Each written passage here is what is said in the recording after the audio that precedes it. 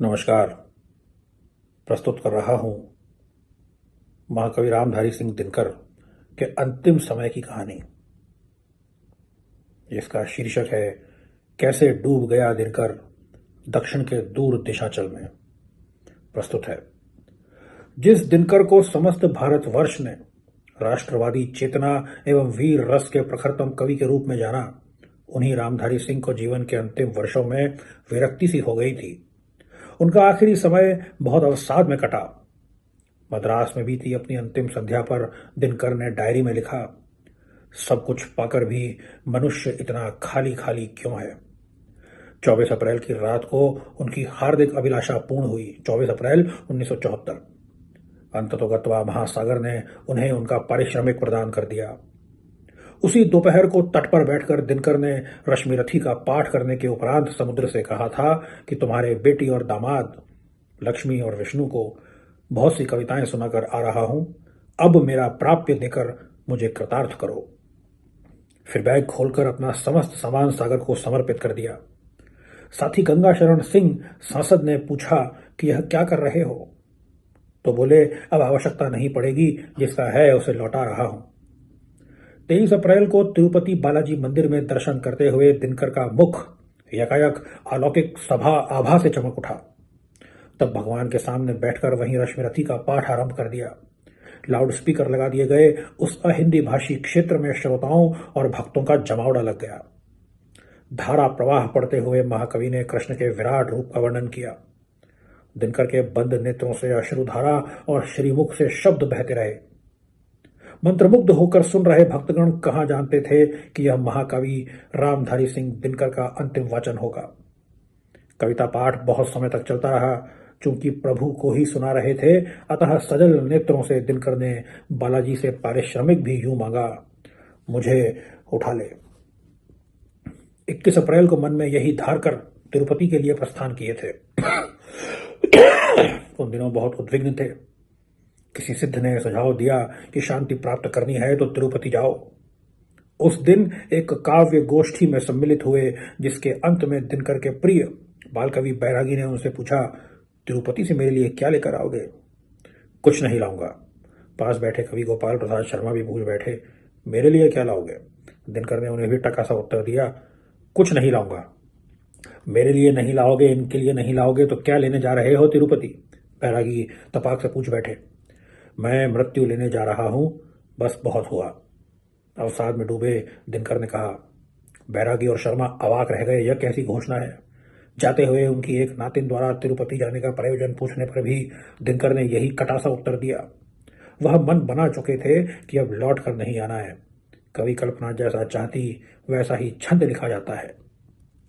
सन 52 से 64 तक दिनकर 3 बार राज्यसभा के लिए चुने गए, लेकिन अब राजनीति और दिल्ली से मन ऊब गया था। अपने ज्येष्ठ पुत्र से मनमुटाव भी चल रहा था। ऐसे में 64 में त्यागपत्र देकर भागलपुर चले आए, तिलका मांझा विश्वविद्यालय के उपकुलपति बनकर। 1.5 बरस में वहां से भी मन उचाट हो गया, कारण वही सस्ती राजनीति।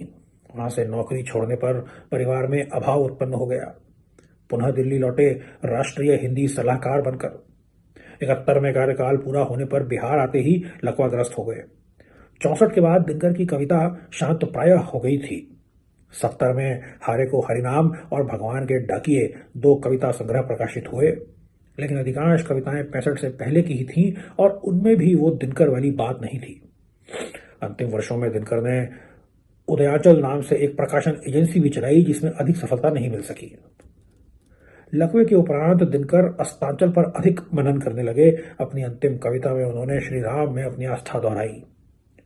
राम तुम्हारा नाम कंठ में रहे, हृदय जो कुछ भेजो वो सहे, दुख से त्राण नहीं मांगूंगा, मांगू केवल शक्ति दुख सहने की, दुर्दिन को भी मान तुम्हारी दया, अकातर ध्यान मग्न रहने की। दोबारा सुनिए। राम तुम्हारा नाम कंठ में रहे, हृदय जो कुछ भेजो वो सहे, दुख से त्राण नहीं मांगू, मांगू केवल शक्ति दुख सहने की, दुर्दिन को भी मान तुम्हारी दया, अकातर ध्यान मग्न रहने की। रामधारी सिंह पुत्र बाबू रवि सिंह ने स्वयं को दिनकर कहा और फिर सूर्य की भांति देदीप्यमान होकर हिंदी जगत को प्रकाशमय कर दिया। दिनकर को ओजस्वी कविता के लिए जाना जाता है,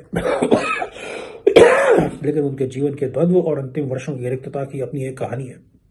पहले पारिवारिक दायित्वों के चलते नौकरी करते रहने की बाध्यता ने उन्हें बहुत कष्ट पहुंचाया। फिर जीवन के अंतिम दशक में घरेलू कलह और खराब स्वास्थ्य ने दिनकर को अस्तित्विक निराशा से भर दिया। पिता तभी चल बसे थे जब रामधारी 2 वर्ष की अवस्था के थे। निर्धनता के चलते अग्रज और अनुज दोनों ने ही उनकी पढ़ाई के लिए बहुत त्याग किए थे। स्वयं पढ़ लिख गए तो तीनों परिवारों की जिम्मेदारी उन पर आन पड़ी।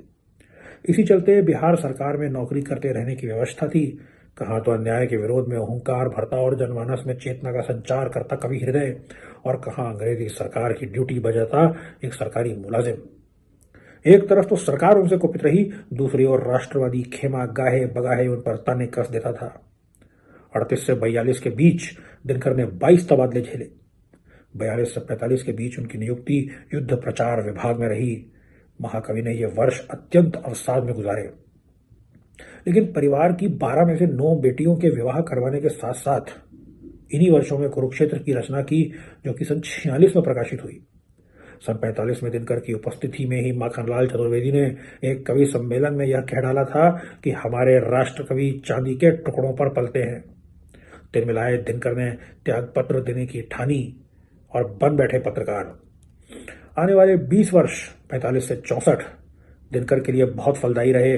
नौकरी छोड़कर राजनीति में उतरकर और घर से दूर रहकर दिनकर ने श्रेष्ठ सृजन किया। यहाँ पर संभवतः एक सीख है, नौकरी का पट्टा हट जाने पर रचनात्मक ऊर्जा का प्रवाह होना अवश्यंभावी है। पारिवारिक कलह और कठिनाइयां जीवन का अभाज्य भाग है, उनसे पलायन नहीं किया जा सकता, एवं उनके चलते उत्पन्न हुआ उन्माद संबंधों की गहराइयों को समझाकर साहित्यिक सोच को बढ़ावा ही देता है। आप भी किसी माखनलाल चतुर्वेदी के कटाक्ष की प्रतीक्षा न करें। जितना शीघ्र हो सके पट्टा उतार कर फेंक दें और मूल सृजन करें। जय हिंद, जय दिनकर।